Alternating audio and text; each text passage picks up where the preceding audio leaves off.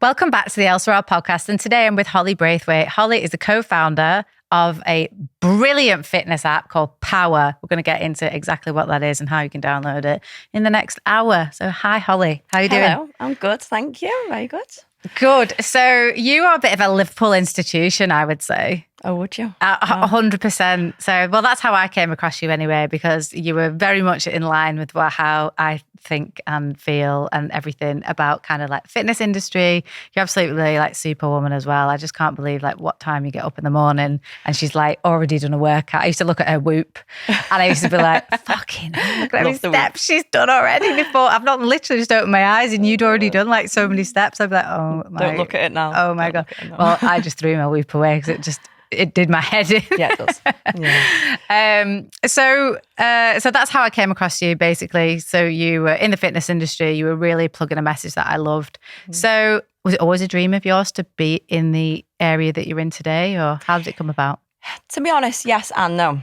I've always loved fitness. I was huge into fitness when I was a child. That annoying child in school who was so competitive. There was 9 sports teams in our school and I had to be captain of every single one. It was drilled into me. My dad's very competitive. And then I went travelling around the world after university. Didn't do anything in university to do with my career now. Came back kind of quick, get a job. So I got a job in being an assistant buyer at Very, which is Shop Direct now. Knew it wasn't for me. I mean, even my head of buying said to me, she even said, I love your honesty because I know it's not for you. I didn't want to sit at a desk. I can't sit still. Anyone who knows me knows that. My sister was always personal trainer, so I, in a way, didn't want to tread on any toes in that way. But enough was enough. 7 years into that, did my qualification. Just knew it was for me. And yeah, I left after 7 years, and I wouldn't say lucky because I worked so hard. I wanted to learn everything and anything you could about it. And I always knew if I was going to do it, I was going to be good because I love it. And I also say to people, if they want to become something, you've got to not just do it because you like training, you've got to want to help people as well. And I loved that feeling of helping other women. I just absolutely loved it. So yeah, I became very ambitious. I worked Monday to Sunday, 5 o'clock till 10 o'clock at night some nights. And I had a wait list after 2 weeks. I said to myself, I had a goal within 5 years, be online. I did not know what online looked like because back then, nobody really did online. I didn't know what it looked like, didn't know what I was doing, didn't know who I was doing it with. Wasn't with Callum at the time, who's my partner now. And lockdown happened and we started to do live workouts for the NHS. At the time, Callum and I weren't living together either. He was, good God, I don't actually know where he was. He was far away from me anyway. But we did them. We did 4 weeks, 2 each. And I even had my mum on them. My mum's 70 now. I even had her doing them with me and everyone loved them. And it was just being a PT in a city, you can only help so many people. Being online, you can help people all over the world, which I think that's what we saw straight away. And within two weeks of probably lockdown, I said, I'm never going back to a gym floor. I'm just not doing it. I don't know what my life looks like, but I'm not going back to a gym floor. And then within, we did live workouts for the NHS for 4 months and we raised, I think it was £13,500. And then we said, like, we actually have to start making some money ourselves now. We actually worked for free for 4 months. And then that's when Power came around, really. Callum came up with the name, came up with the logo, came up with everything. I can't take any credit for that. And it was a big risk. We both went from having huge client bases, filling classes of 40 to 60 people, which is a lot to walk away from. And we both did it. Both had never worked together. I think we'd only been together about 18 months as well. So it was a huge risk in so many ways, but we just knew. We knew it was going to work and we knew we just wanted to help people and help as many people as we could. It's an incredible story, really. And yeah, so I think COVID really, I mean, you always knew you wanted to go online, but it probably just like fast tracked that. And yeah, you thought, well, that was 3 years instead of my 5-year plan. It was 3 years. Yeah. And I said, if I don't do it now, you'll go back to working ridiculous hours, 5 till 10 o'clock at night. I also wanted a family. Didn't know when the family was going to come, but I also wanted a family and I knew I needed to put something into place. Absolutely. Then, Well, that's the thing with like traditional PT. Yeah, you've got to be there with your client. Yeah. It's not only that, it's checking in with your client, making sure they're accountable. If you really care about your client, and you're really, it's not that just that hour that you spend with that time. It's like, what are they doing outside the gym? That's actually to support their goals, because you want to get them to their goals, and that's why you get a good reputation being a great PT. Yeah. So it's so much more like intensive than people think. It's not just the gym floor. It's not. No. It's really, really not. And I do say it a lot, because when you're on one-on-one with someone, you're taking on a lot of people let loose when they absolutely. It's like going to the hairdresser sometimes. Yeah. You let go of everything you've got, and they can leave all their problems with you in a way, like, and get rid of the frustrations, and you take on a lot of them, and it's very, very, can be very personal. One-on-one is very personal. And I loved that, because all my clients, to be honest, I have most of my clients from day one. And I didn't really get new spots to take on people, which was great, because you knew everyone who was coming in, you knew them as clients, you knew what they wanted to work, and you knew their lifestyle, and that really helps, definitely. Yeah. And there's a lot of charlatans in the PT industry.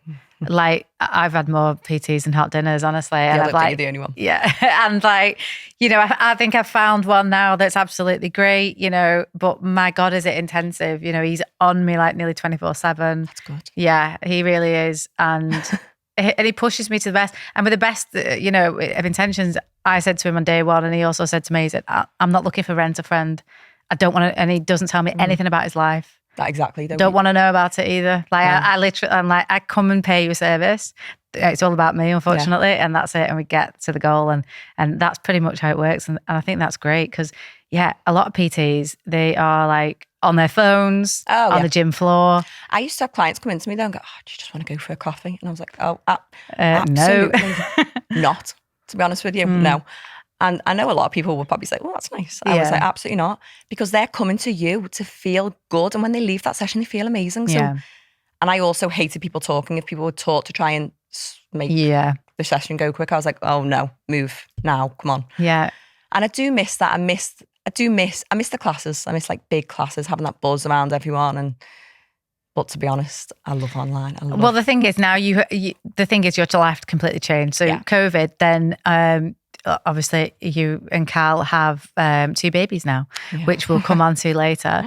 But so lifestyle change. So you put that in place so you could have the flexibility to then be able to have the time and have a family. Yeah. But so talk to me about the development of an app, because I wouldn't even know where to begin to start an app. Yes, I can start a business and do all that and marketing, I understand all these things, but an app is another bloody world. Well, yeah, this is why I'm laughing, because anybody who knows me knows I am the least technical person. Same. I mean, I think it came in a couple of years after me being so on your phones and tech and all this stuff and being on all these apps. I just wasn't. I'm exactly. I can't even read an email. I'm like, I haven't got it. It's not coming through. I can't even do that. Don't stop me on that. I can't do anything. Just about get the phone on. But so Callum, luckily, is a lot better on that side of it. So he takes charge, I think, more of that side. So far, right now we're on the web app. So basically, like an app, you just go onto the website, download it, put it to your screen. But it is going on the App Store, which has been.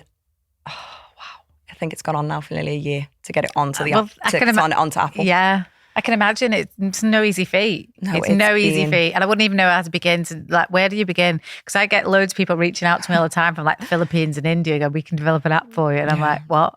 No, we have, and I think this is what you have to do. If you are going to go into your own, you'll know this, if you're going to go into your own business, you have to get the best people around you. And that's when we decided to do Power. We got the best media team. They're brilliant. Blaze, they're absolutely brilliant. I'll shout them out to anyone because they are incredible. And they have helped us so much. And now they've all become friends as well, which is, it's really nice. And then we got the best videographers, photographers, everything like that, because we knew what we wanted our brand to be, but you also have to have the best people around you to be able to do that. And without Blaze, hands down, we wouldn't be where we are now. we wouldn't be creating this app. They're the ones who are helping us. Yeah. Obviously, they're into it. They know all Of course, about they know the tech side, technical yeah. ability. Yeah, absolutely. And to smell a rat, I mean, I've had lots of marketing companies, probably I'm on my like 5th or 6th now, and you have to give people a chance before you realise they're no good. But I think I've hit on one that's pretty good at the moment. Well, time will tell. Yeah. But yeah, so It's hard. It's hard to find difficult. the right people at the right time as well. Yeah. We've been very lucky, I would say, in that way. Yeah. But we did research them Yeah. a lot before. Don't know if they know that, but we did. Of course, yeah. You've got to. Of course you do. Yeah. Listen, researched us as well, thinking who are we taking on as clients. Well, that's the thing, because you've got to spend a lot of time. Then you've got to have the same goal, same dream. Yeah. Exactly. So tell me about if I'm a new user, I'm listening to this podcast and I download the app, and how does it work? So we try and make it still very personal. I mean, we have thousands and thousands of members on Power now, so we do try and make it as personal as possible. So we keep a private members page as well on Instagram, which has been in talk. Do we get rid of it? Do we not? But everyone loves it, and it's a way of communicating with everyone, bringing everyone in.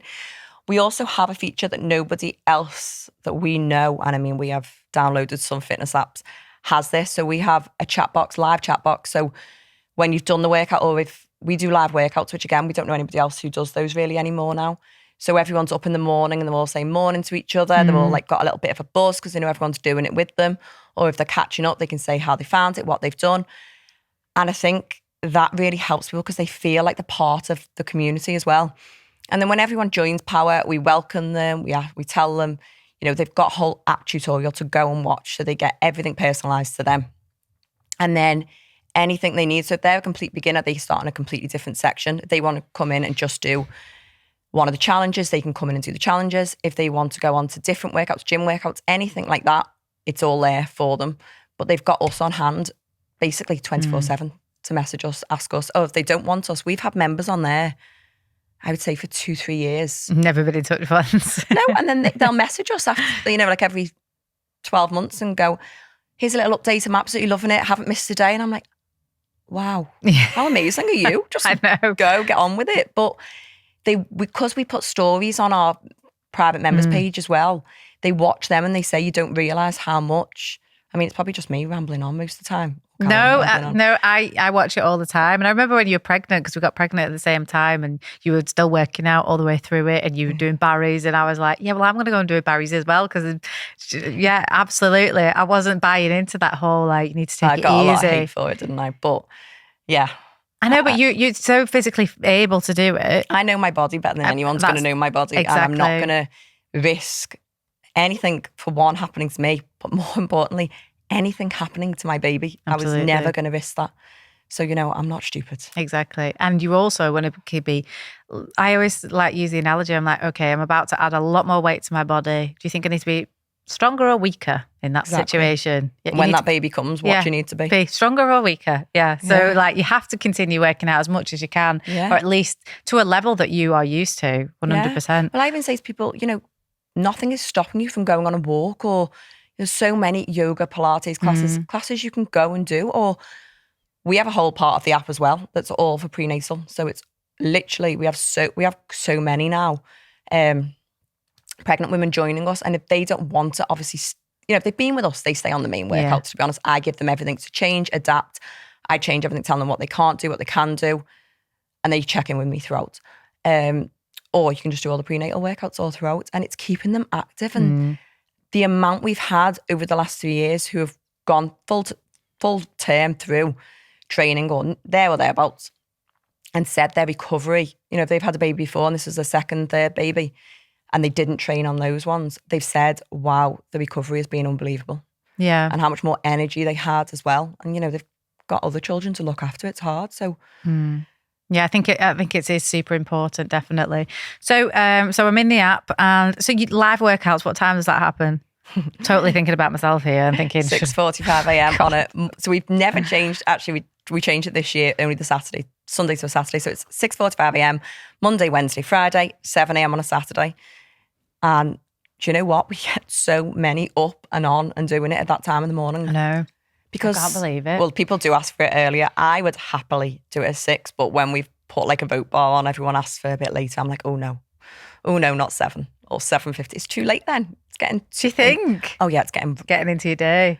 I don't even open my, if I look at my watch and it's like anything but an 8 o'clock, oh my God, it's like, no, good God, I'm not even, I'm like, Grace, no, go back to sleep. Like, get your head down on the pillow. It's not 8 o'clock yet. I'm not getting up 1 minute before 8.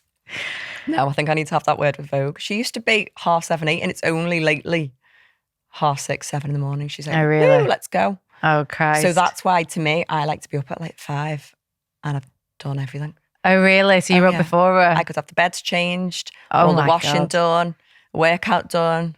Oh, yeah. I'm that person. At what time do you go to bed then? Oh, early. I mean, both my kids go to bed about 6:30, between 6:30 and 7, and they're asleep later than 7. Right. And what about you? Oh, if I could go to sleep at the same time, I would. This is why I said, well, my partner's away next week and I can't wait because I will be in that bed the latest 7:15. I wouldn't go to sleep at that time. Same. So I'm actually like that. I'm like, come on, Grace, it's time for bed. And she actually drags me up. She loves going to bed. It's only because she gets to watch a bit of Bluey and whatever. And we do our little routine. Yeah. But and then read loads of books, which I've read before. It was like blowing your brains out. But it's so. Wow. Yeah. But so it's like 7:30. She'll drag it out till 7:30 though. But then I'm in bed and the room's dark. You don't dark. mind then? Then I'm not going back down. No. I've never once sat in our living room with Danny in the whole time we've lived in that house. I'm like, wow, what's it like in here? To be honest, I don't pass. Once the kids have gone to bed, Callum will say to me, are you going to sit down and watch? What are we going to watch? Because for one, we do work. Yeah, you're on your phone, replying to customers, to, is this app right for me? I'm 41, I'm struggling with this, and blah, blah, blah. It's all that, isn't it? That I'm sat replying to. So I'll be voice noting people at that time. Yeah. And then I think, oh no, I'll just go and be comfy in bed and do that. Because you and Callum are like the face of the brand and you're so easy accessible, like, do you find that a struggle? Because you must get so many personal messages in your personal inbox, work related. I get a lot, to be honest, in my personal inbox, which I don't mind at all. I mean, it is hard because it's across now 3 Instagrams. It's hard to keep up with the messages. You can get hundreds a day and it's hard. And then someone will go, if someone replies to me on the private members page once they've signed up, they'll then revert back to something they sent me like 2 weeks ago on the normal Power page. And they'll go, well, told you this on the other page. I'm like, I'm really sorry. Like, I can't. Yeah, we have so many Kerrys. I'm sorry. Yeah, I can't remember. Yeah. And then I feel bad because I think, because you want to give that like unbelievable level of customer service. Yeah, and, but because the message isn't high up on that page, it's on the other page. I've completely, it's gone. Oh, come on. I think everything's gone with it. No, I completely feel you because I get messages on my personal page, messages on my personal Facebook, messages. Oh no, I don't go on Facebook anymore. Yeah, inbox. Then obviously, and they're all Elle-Sera related, or is this right for me? And then, or you posted this about the other day, or where's this from? And I'm like, okay. And I've got so many unread, unreplied to messages that I'm like, I don't know when I can get back to these. Do you know what I mean? Yeah. It's very, very difficult. And I don't know what the answer is really, because you find it. Well, I think we're going to implement now a system because we do get them scattergunned all over the place on Elle-Sera, Facebook, and everything. There's a system called Gorgeous that we're going to implement now that brings it all into one funnel. Oh, yeah. So that's your inbox, that's your personal Instagram, your work Instagram, all of these places. Facebook comments, Instagram comments, all in the one place. Oh, wow. So that you can and then it'll bring up a profile for that customer and you can just reply to them. So you'll have all their details, where they sent the last message from. So if it was across 3 different Instagrams, and it just makes it more efficient for us to be able to give them a better service. And we can see exactly, oh, right, okay, on the messages on the 10th and now it's the 13th, okay. And because we do get that a lot, because someone will message on the Power page but then message my page. So if I reply back on my page and Callum replies back on his page, then these two messages, they don't need to be going on because that person's probably thinking, God, she's just probably being polite in the end, replying back to both. Yeah. So they don't need to be going on. And it's just, everything needs to be in one space really, but that's very hard when you've got so many different That's the thing. And you can only really adopt these kind of things when you get to a certain level in your business that one requires it and two, they cost a lot of money to be able to afford them. So you need to be turning over, a decent amount of revenue to be able to afford how much tech goes in there. I mean, Christ almighty, I started this business with £200 website, you know what I mean? Significantly more expensive monthly to even run that website today in terms of back-end tech that you need and everything else that goes into it. And I don't think people appreciate that as well as that payment that you've just made through PayPal, that means Shopify's just charged me and PayPal's just charged me, plus everything else that goes into it. So I don't think people really appreciate these things. But then I say this a lot, and I say, if you want the best, you have to be willing. I say you do have to be willing to not really make the money at the beginning, because you just reinvest it, you reinvest it to get to where you want to be, and you can be. And you want to scale it, don't you? You want to scale that business, so you have to reinvest in the back end, the tech, making it better, more efficient, and getting that real world feedback from your customers. Okay, what would you prefer? Like having that live chat thing. You might have got rid of that at some point, but actually you've realised that actually your clients really love it. And so that's a key integral part of your fundamental business and that is then built into the culture of your business that you're going to continue forever, that kind of live functionality, I would suppose. So we touched on it before.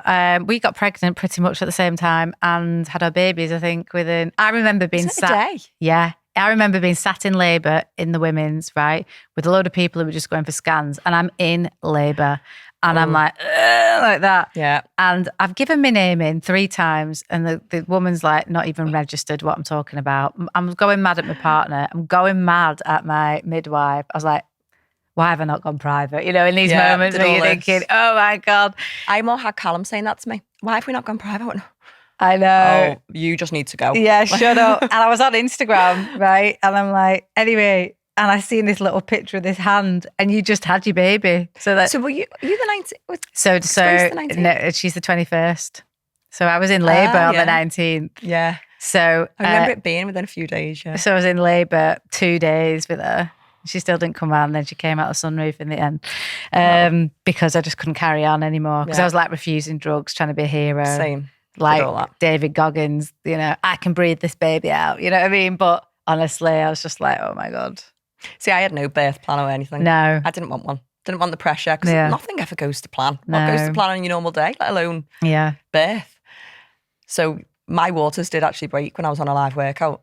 I saw that, my midwife said the day I put on red pants as well. So not even black pants. I put on red pants, which was a good job really, because I was literally doing like a squat in a row, and I looked down and went, no, what's that? Oh obviously, my God. What your waters breaking feels like. And I went, no, I'd know that I was going to the toilet, surely. So I thought, oh my God, that's my waters. And I remember shouting Callum. Oh, he's ignored me. Well, he says he didn't hear, but I mean, I'm very loud, so I think he did.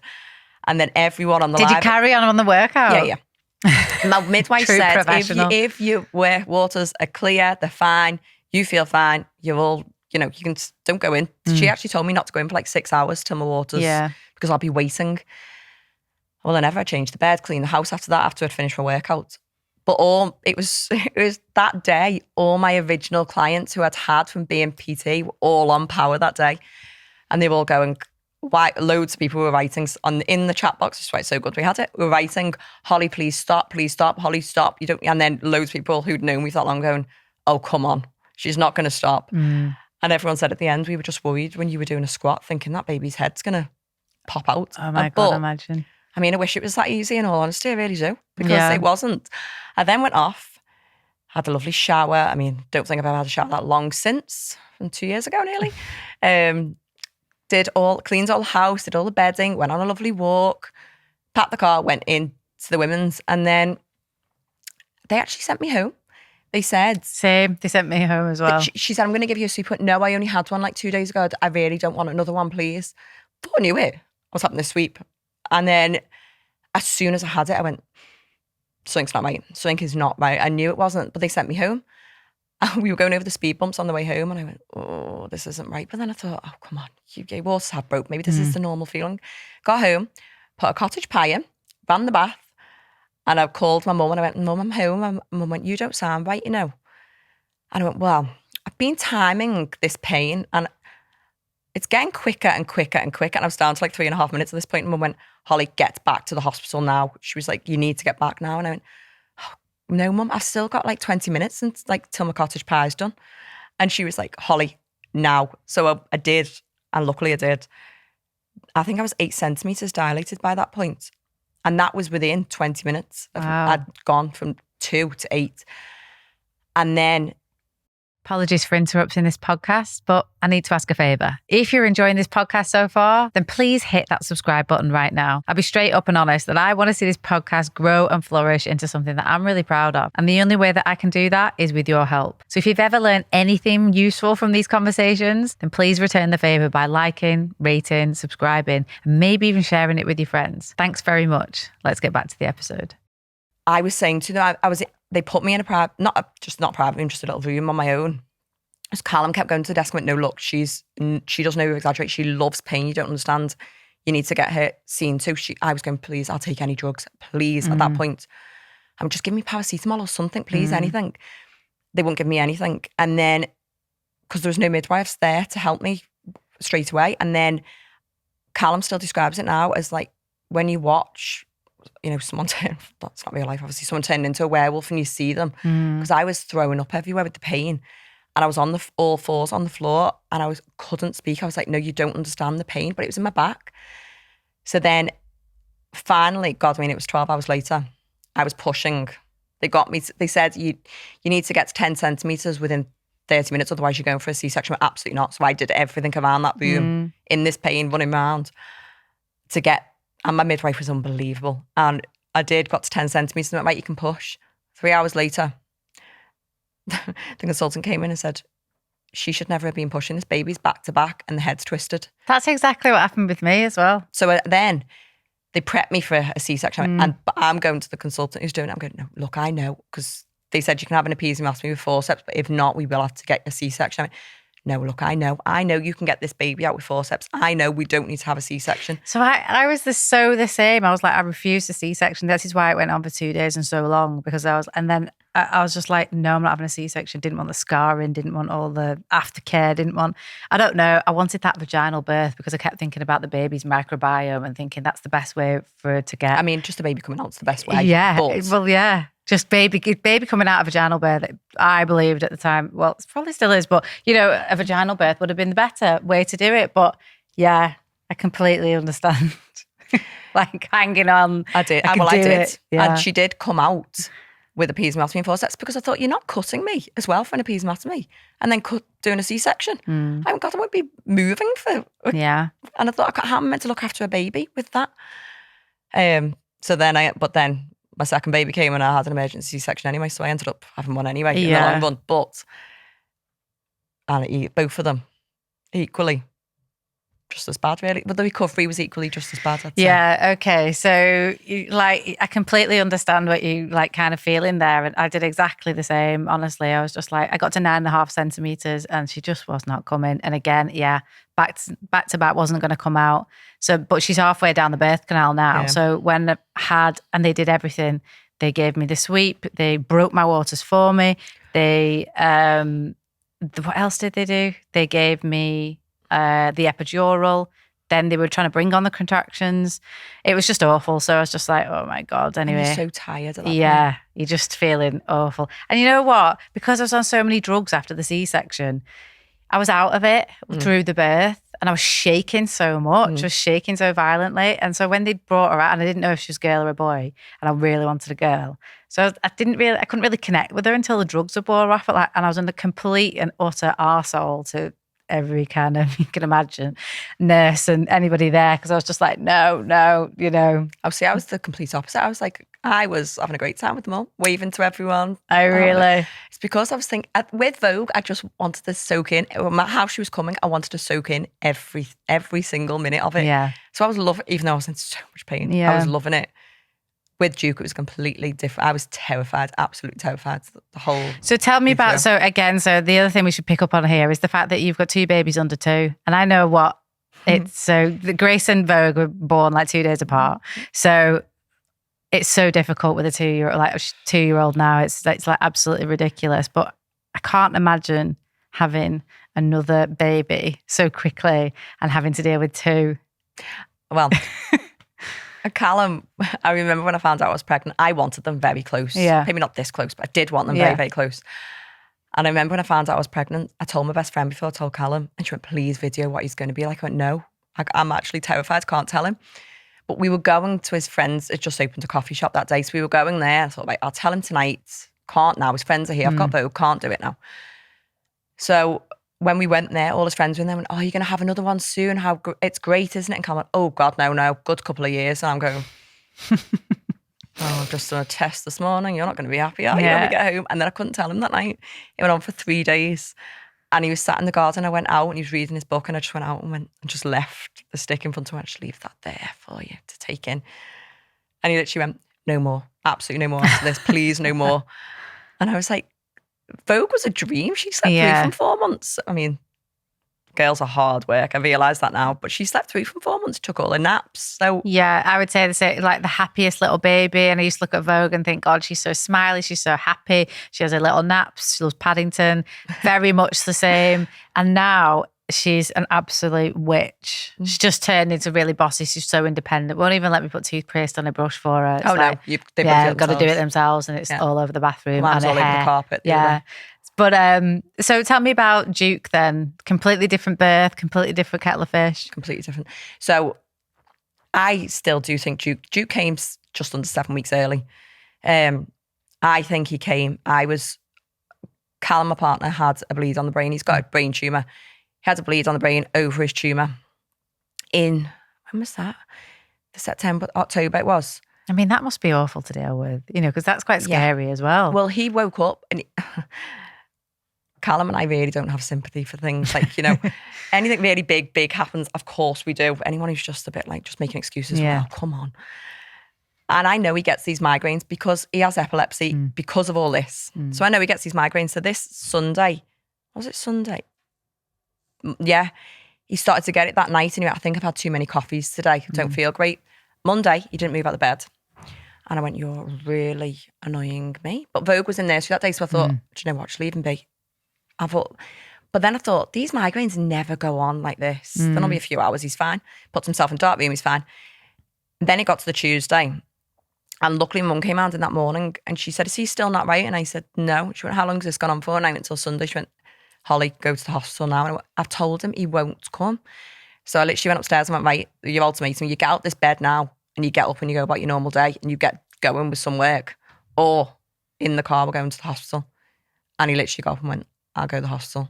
And when we got to the hospital, the way he deteriorated from getting in the car to getting to the hospital was terrifying. He had to have like a hoodie over him because he couldn't look at any light. And they kept doing what was so annoying. I kept saying, look, he's got a brain tumour, please just scan his brain. They wouldn't. They kept going on about his heart because his heart rate was low. And I went, he had his whoop on. So I'm looking at his phone going, his heart rate's absolutely fine. He's a fit young person. It's fine. Stop looking at that. They must have been thinking, is she really looking at some app on his wrist? And I really was. But then eventually at 5 o'clock, they did the scan. His mum and dad had just got back at 8 o'clock at night. So I was there till 8 o'clock. My mum and dad had Vogue. And I wanted to go home. I just wanted to be home. And then his mum and dad took over. And then about 10:30, his results came back. And I remember his dad calling me and saying, I think it was the way his dad says it. He said it is a bleed on the brain. And I think I'd Googled in the day because I don't know why I did that, but you do, don't you?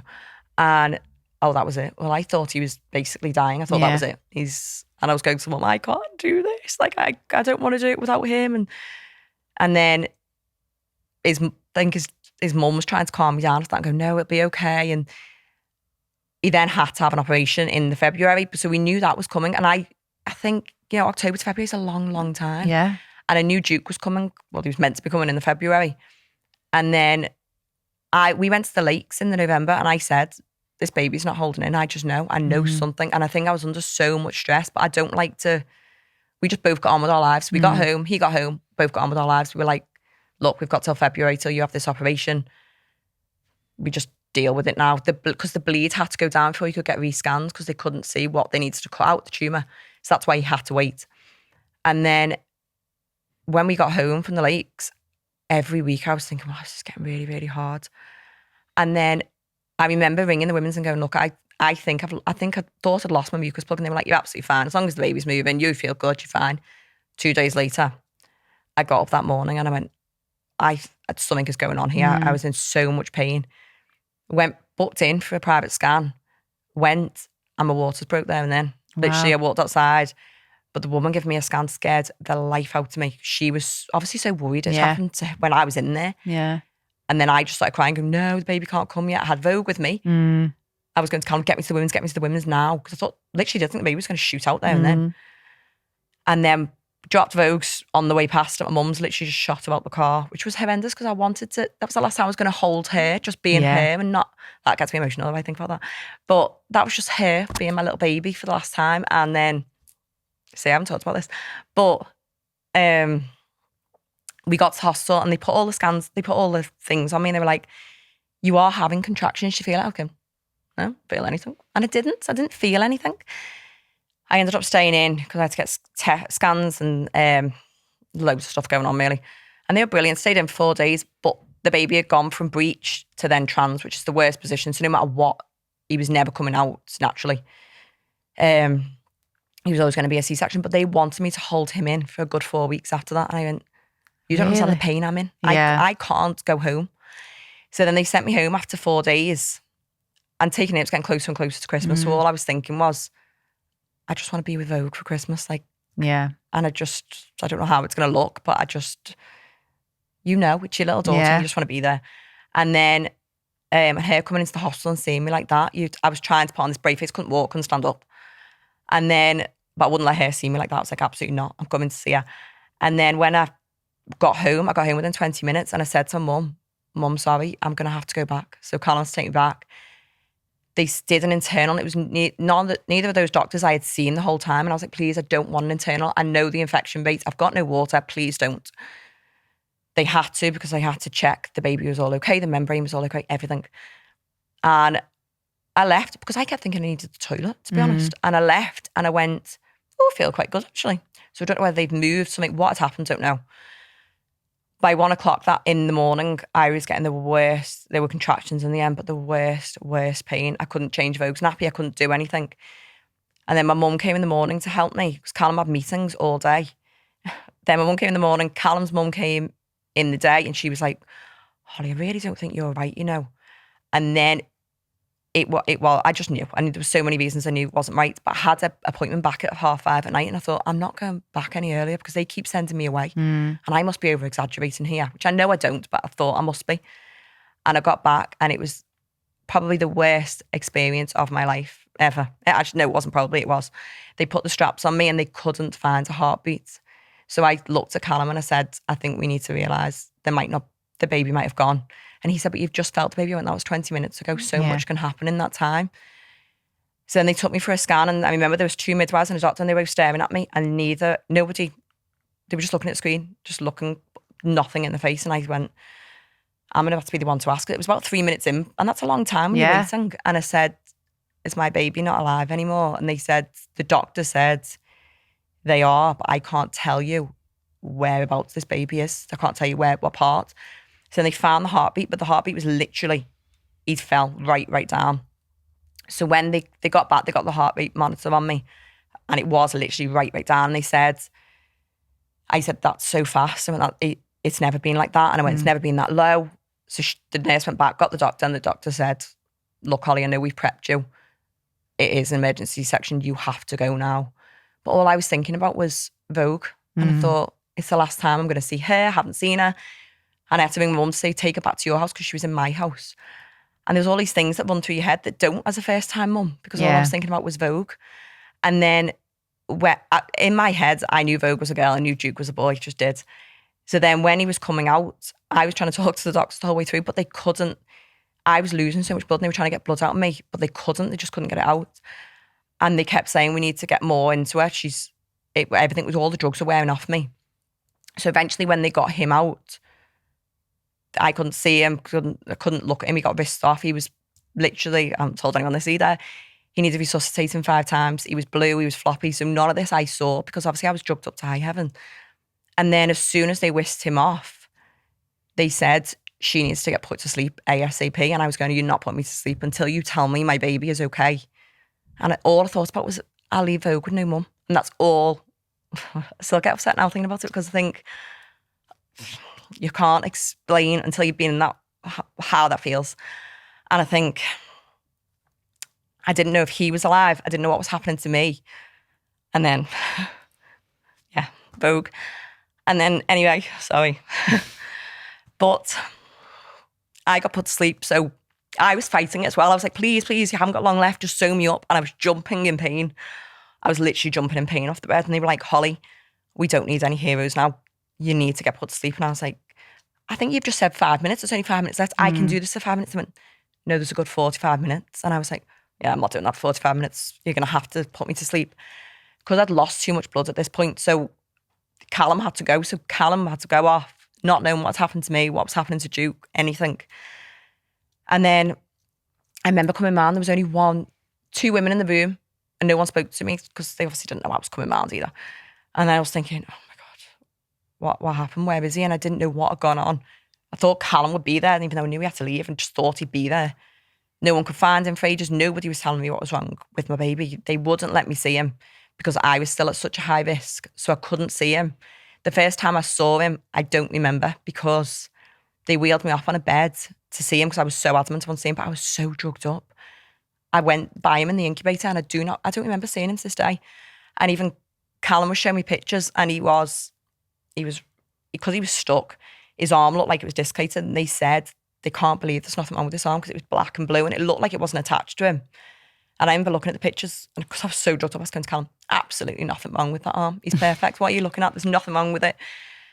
And then he had sepsis, so he was on antibiotics for so long, so you worried about that, thinking, is he coming out? He was on the high dependency ward, so it was absolutely, absolutely horrendous. And I said that day, I wanted 3 or 4 kids, and I said that day, never, ever again. For one, Callum won't let me, my mum and dad won't let me, his mum and dad won't let me. I would never put my kids through that. No. Ever. You don't realise how risky birth is. It's so incredible what women do every single day. Millions of women a day do it. Yeah. And what an impact that would have, like it's an amazing story that like everything worked out okay, and Duke's an amazing little happy little boy, and he's so cool and trendy, and now you've got these beautiful 2 little children who are amazing. But you just want to sleep now. Yeah, absolutely. And then the hard part starts. But like, I was getting emotional when you were telling me about that because I completely resonate with the fact that like, I think that all the time when I do risky things. I think I would never want to leave Grace like without That's the thing. And I think before I had Duke, I remember seeing this thing on Instagram, and it was like, before you go into hospital to give birth to your second baby, hug your first baby, because it'll be the last time they're that small. Hold their hands, hold their feet, hold them, because it'll be the last time. And that was taken away in a way. And I feel bad saying it because I know how lucky I am to have 2 healthy babies. So it's not that at all. But I just think she's always going to be my baby. And she's not now. She's the big girl running around, telling me off. Exactly. But what an amazing story though. Like, and I think, oh God, like, stop being so emotional. Yeah, I mean, I completely understand why that would completely put you off, having any more children. You've got 2 beautiful, happy, healthy little children now and done. And, what happened with Callum's surgery? So that happened. So then that went ahead in February. That was another thing. I just remember that day thinking, I just need to be distracted. I'd said in my head, they didn't tell us how long it'd be. They said it'd probably be about an 8 to 10 hour operation. We didn't know how long it was going to be. It wasn't actually. It was, he's going to kill me. I don't know how long it was, but I think it was about 7. So I remember when a doctor called me and said, he's all okay, he's out, he's all okay. But it was very quick conversation. And then straight away, the phone ringing again within literally a few seconds. And it was a nurse saying, Callum wants to speak to you. And I said, what do you mean? I said, he's just come round off an operation. I went, what? And he came on the phone, he was drugged up, but he was just saying, I'm okay, I'm fine. And then I think it was that phone call, because as much as you can be, and Callum and I are really, really, and we actually are really, really positive people. We just believe everything's going to work out because you can't think of any other option until it happens, and then you have to deal with it. And then, so even though I was thinking about that all day, I was dreading that phone call. I was absolutely dreading it because I don't know what they were going to say, if it was going to be good or bad, because when he's already had, so he's had 3 major brain operations now. The other 2 were when he was 11 and 15. But the one when he was 15, it took away, so he can't see. So you could stand here in front of Callum. Like Vogue nearly flew back on a chair the other day, Right. on a really high chair, and he couldn't see her because he can't see in the eye. So it took away his sight, and they said, look, it could take away your sight, this. It could do a lot of things. He could have a stroke when it's happening. Anything could happen. We knew, obviously, the inevitable can happen. He could have died on the table, but we knew all this. But you don't ever think it's going to happen, do you? No. I mean, you don't ever think someone's going to have a bleed on the brain. You No, don't think exactly. water's going to break 7 weeks early. No. You don't think anything's going to happen until it happens, and you have to deal with it there and then. And again, all I thought about was the kids, and I thought, oh, no. And You need to come back. These kids need you. So, and he literally the next day I went to see him in the hospital, and I thought, because he didn't get out so really late that night, and I was like, just go and rest. You need to just rest now. And then he literally came around the next day. I went to see him, and I was like, wow. I was actually thinking, but I didn't want to say it at the time because I thought, just don't want him to feel anything really. I just want him to just deal with what he was going through. And I was like, how are you dealing with? He was just up on the bed, talking about work, talking about the kids. I mean, that in itself, an 8-hour operation, like it's absolutely, you wouldn't have thought. You'd have literally thought. I think I was more dramatic after my wrist, when I had my wrist broken, and I had to have an operation on that. I mean, and all while this is going on, you're running a business that's aggressively growing. You've got all these people to get back to, like to go back to everything. And it's like, you don't want to let people down. These are customers who are paying you a service, and they want to speak to you and be, and you've got all this going on in the background. And like, this is kind of what I wanted to highlight, how phenomenal what you've done really is, I think as well, Callum and I are we don't take anything in. I don't know if you do this, but anytime we hit like a milestone we've always wanted to hit, we never celebrate. No. We don't. And then I'm on to the next one. Okay, great. If anything, we'll go, well done, high five. On to the next. Yeah, straight. Because there's always something else you want after that. There's something else you want after that, something else. And if I was saying it to you, I'd say, no, you need to go and celebrate that. You need to go and look what you've just done. It's incredible. But I was thinking, I don't think we've celebrated. Yeah, exactly. So what are the ambitions for the business? Well, the app will launch in the next few months, hopefully. And we have literally put everything. As long as you get it out before January, you're good. Exactly. Well, it's meant to be last January. Yeah. So. But we didn't. We pushed it back for the reasons of Duke coming and the operation. We couldn't have. We needed Callum there, fully fit. But we have done everything. We've put everything into this. We have literally made sure there's nothing missing on this app because we want it to be the best it can possibly be. And then there's about a million other things we want to do once that's loaded. But that is the main thing now that has to get launched. That's 2025's kind of like, just before launch it and then, pumping it in 2025. Yeah, 100%. Okay. And then we've got the best community around us. Like we really have. We've grown such, and now we even and it's a global community as well. This isn't just like local. It might have started off with you had like local people when you were on the gym floor, but it's actually a global community. Yeah. I mean, we've got people literally all over the world. We were saying this the other day because you can obviously see on all your charts where people are from. Literally, I don't think there's anywhere we haven't really got people, and that's what's incredible. And that's what I was saying when we voice note people and people voice note back, and they've got like they're from like America or Australia, and they give a different accent. I'm like, wow. That's incredible. I love hearing different people's accents. It's not from Liverpool.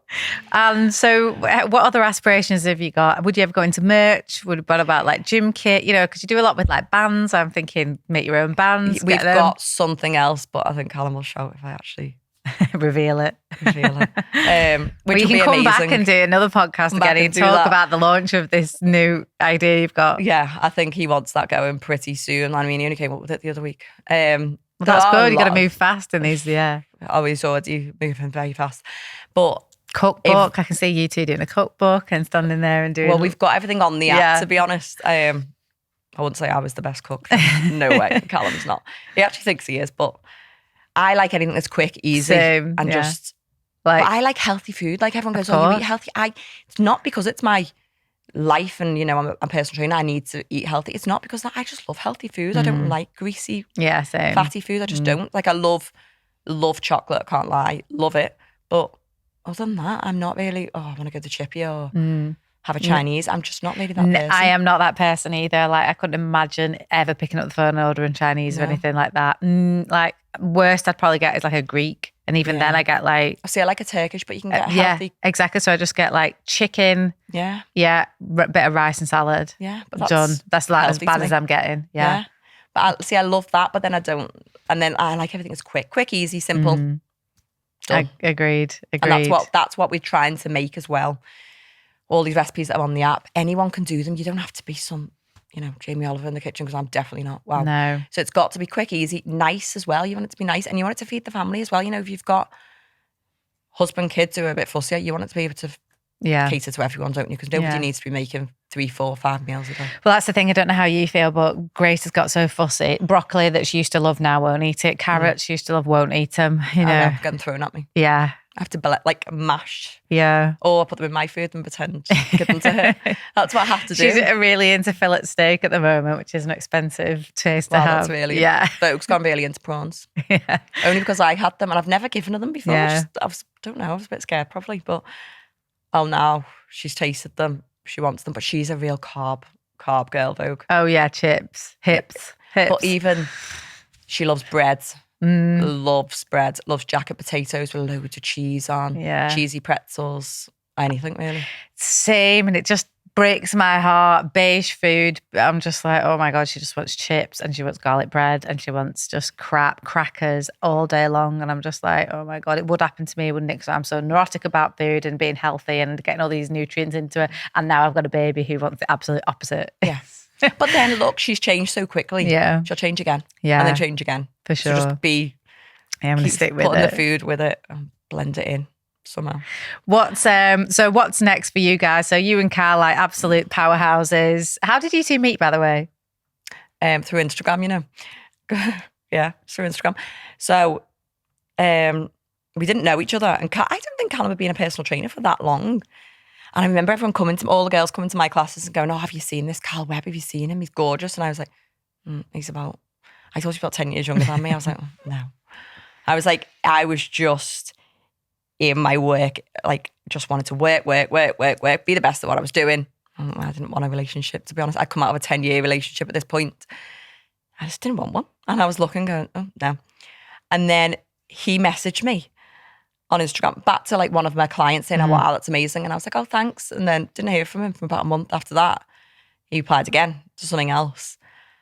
And then I said to my friends, look, let's just go to his class and see what he's like. So I turned up at his class and I remember one of my friends who was with me went, oh my God, you're embarrassing.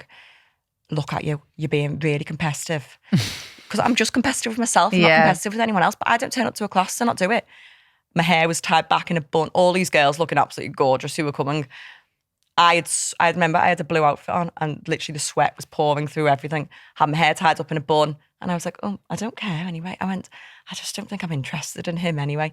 And then, I don't really know what happened after that. We went for a walk along the beach. That was our first date. It was meant to be fun. Callum backed out, I think, last minute. And then, I don't know, 6 years later. I know, but isn't it nice that you get... I know, that's the business. thing. Exactly. So you work together, you live together, parent together. It's hard. It is hard. It's hard because... with your partner, they're everything, aren't they? They're your best friend, they're your partner, then your business partner, you're also the father to your kids. It's everything, and you've got to take all that in. And then to have a conversation when you just, if you don't work together, you're having a conversation about kids. If you do work together, you're having a conversation about work.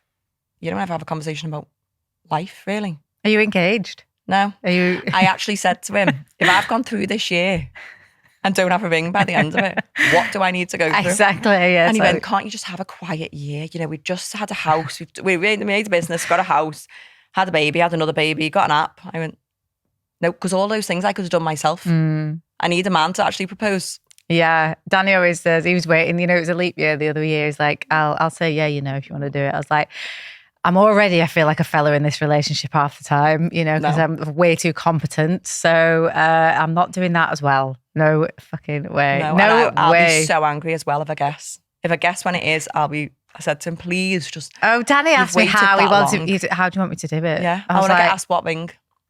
Oh, well, I send him things. I send him like inspo all the time. He goes, that's a bit too big, isn't it? I'm like, no, it's not. I have sent that many rings and I say, you ask me what ring I want. I have sent, you go back on our saved messages, you go, I'll delete all them. Oh my God, imagine. Yeah. I've got a good ring girl for him if he needs a hand. You can send that to him. Oh, thanks so much for coming in today and sharing your story. Like I said, you're a bit of a Liverpool institution, and I've followed you for a while because I really like you guys' ethos, your guys' ethos even.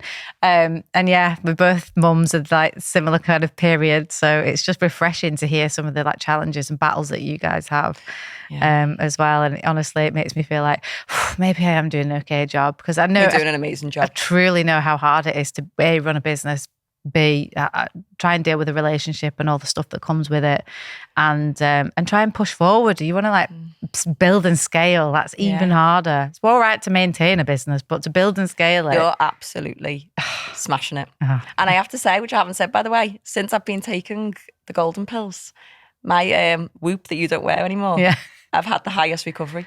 Oh, get and in. That's the only thing I've changed. Oh, well done. These pills. That's the beetroot. I was saying to Callum the other day, do you want to start taking these because it might help with you? Yeah, it's the beetroot in it, you know. It's like they gave beetroot extract to athletes, and the data coming back from it showed that it's such a big improvement in their vaso levels, so they can take on more oxygen, better recovery, better in performance in gym anyway. So yeah, it's really good. Well, honestly, I was saying to Callum, I was going to him, I can't believe how good my recovery is, because I'm not sleeping. Duke was waking up all the time, so I wasn't sleeping. And I was thinking, wow, it's gone so much better.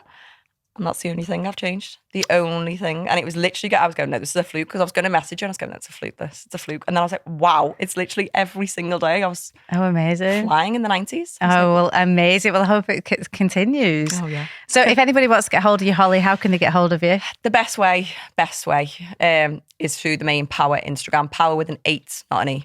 And yeah. Brilliant. Well, thank you so much for coming to talk to us. Can't wait for the launch of the app, and I might try and get on a live soon. Not might. I'll try my best. But thank you so much. Thank you very much for having me.